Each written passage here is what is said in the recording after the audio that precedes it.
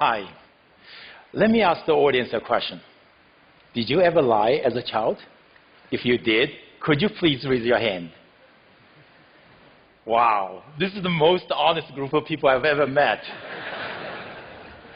So for the last 20 years, I've been studying how children learn to tell lies. And today, I'm going to share with you some of the discoveries we have made. But to begin, I'm going to tell you a story from Mr. Richard Messina, who is my friend and the elementary school principal. He got a phone call one day. The caller says, "Mr. Messina, my son Johnny will not come to school today because he's sick." Mr. Messina asks, "Who am I speaking to, please?" And the caller says, "I am my father." So this story sums up very nicely 3 common beliefs we have about children and lying. 1, children only come to tell lies after entering elementary school. 2, children are poor liars. We adults can easily detect their lies. And 3, if children lie at a very young age, there must be some character flaws with them, and they are going to become pathological liars for life. Well, it turns out all the 3 beliefs are wrong. So we have been playing guessing games with children all over the world. So here's an example. So in this game, we ask children to guess the numbers on the cards. And we tell them if they win the game, they are going to get a big prize. But in the middle of the game, we make an excuse and leave the room. And before we leave the room, we tell them not to peek at the cards. Of course, we have hidden cameras in the room to watch their every move. Because the desire to win the game is so strong, more than 90% of children would peek as soon as we leave the room. The crucial question is, when we return and ask the children whether or not they have peeked, will the children who peeked confess or lie about their transgression? We found that regardless of gender, country, religion, at 2 years of age, 30% lie, 70% tell the truth about their transgression. At 3 years of age, 50% lie, and 50% tell the truth. At 4 years of age, more than 80% lie. And after 4 years of age, most children lie. So as you can see, lying is really a typical part of development. And some children begin to tell lies as young as 2 years of age. So now let's take a closer look at the younger children. Why some, but not all young children lie? As in cooking, you need good ingredients to cook good food. And good lying requires 2 key ingredients. The first key ingredient is theory of mind, or the mind-reading ability. Mind-reading is the ability to know that different people have a different knowledge about the situation, and the ability to differentiate between what I know and what you know. Mind reading is important for lying is because the basis of lying is that I know you don't know what I know. Therefore, I can lie to you. The second key ingredient for good lying is self-control. It is the ability to control your speech, your facial expression, and your body language so that you can tell a convincing lie.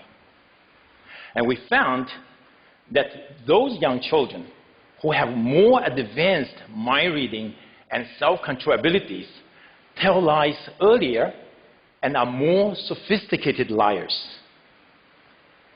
As it turns out, these 2 abilities are also essential for all of us to function well in our society. In fact, deficits in mind reading and self-control abilities are associated with serious developmental problems such as ADHD and autism.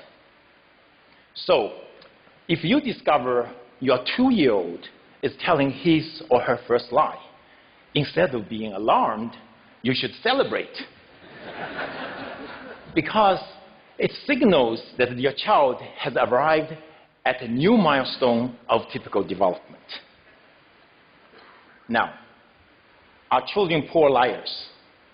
Do you think you can easily detect their lies? Would you like to give it a try? Yes? Okay. So I'm going to show you 2 videos. In the videos, the children are going to respond to a researcher's question, did you peek? So try to tell me which child is lying and which child is telling the truth. So here's child number 1. Are you ready? Did you peek? No. And this is child number 2. Did you peek? No. Okay. If you think child number 1 is lying, please raise your hand. And if you think child number 2 is lying, please raise your hand. Okay, so as a matter of fact, child number 1 is telling the truth. Child number 2 is lying. Looks like many of you are terrible detectives of children's lies. Now, we have played a similar kind of games with many, many adults from all walks of life. And we show them many videos. In half of the videos, the children lied. In the other half of the videos, children told the truth. And let's find out how these adults perform. Because there are as many liars as truth tellers. So if you guess randomly, there's a 50% chance you're going to get it right. So if your accuracy is around 50%, it means you are terrible detectors of children's lies. Okay, so let's start with undergrads and law school students who typically have limited experience with children. No, they cannot detect children's lies. Their performance is around chance. Now, how about social workers and child protection lawyers who work with children on a daily basis? Can they detect children's lies? No, they cannot. What about judges, custom officers, and police officers who deal with liars on a daily basis? Can they detect children's lies? No, they cannot. What about parents? Can parents detect others' children's lies? No, they cannot. What about, can parents detect their own children's lies? No, they cannot. So now you may ask, why children's lies are so difficult to detect? So let me illustrate this with my own son, Nathan. So this is his facial expression when he lies. So when children lie, their facial expression is typically neutral. However, behind this neutral expression, the child is actually experiencing a lot of emotions, such as fear, guilt, shame, and maybe a little bit of liar's delight. Unfortunately, such emotions are either fleeting or hidden, therefore is mostly invisible to us. So in the last 5 years, we have been trying to figure out a way to reveal these hidden emotions. Then we made a discovery. We know that underneath our facial skin, there's a rich network of blood vessels. When we experience different emotions, our facial blood flow changes subtly. And these changes are regulated by the autonomic system that is beyond our conscious control. So by looking at facial blood flow changes, we can reveal people's hidden emotions. Unfortunately, such emotion-related facial blood flow changes are too subtle to detect by our naked eye. So to help us reveal people's facial emotions, we have developed a new imaging technology we call transdermal optical imaging. To do so, we use a regular video camera to record people when people experience various hidden emotions. And then, using our image processing technology, we can extract transdermal images of facial blood flow changes. And by looking at transdermal video images, now we can easily see transdermal facial blood flow changes associated with the various hidden emotions. And using this technology, we can now reveal the hidden emotion associated with lying and therefore detect people's lies. We can do so non-invasively, remotely, inexpensively, with an accuracy at about 85%, which is far better than chance level. And in addition, we discovered a Pinocchio effect. No, not this Pinocchio effect. This is the real Pinocchio effect. When people lie, the facial blood flow on the cheeks decreases, and the facial blood flow on the nose increases. Of course, lying is not the only situation that will evoke our hidden emotions.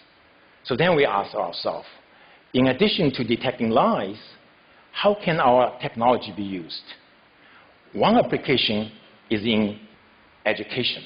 For example, using this technology, we can help this mathematics teacher to identify the student in his classroom who may experience high anxiety about the topic he's teaching so that he can help him. And also we can use this in healthcare. For example, every day I Skype my parents who live thousands of miles away. And using this technology, I can not only find out what's going on in their lives, but also simultaneously monitor their heart rate, their stress level, their mood, and whether or not they are experiencing pain.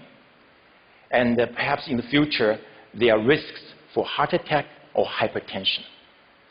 And you may ask, can we use this also to reveal politicians' emotions? For example, during a debate.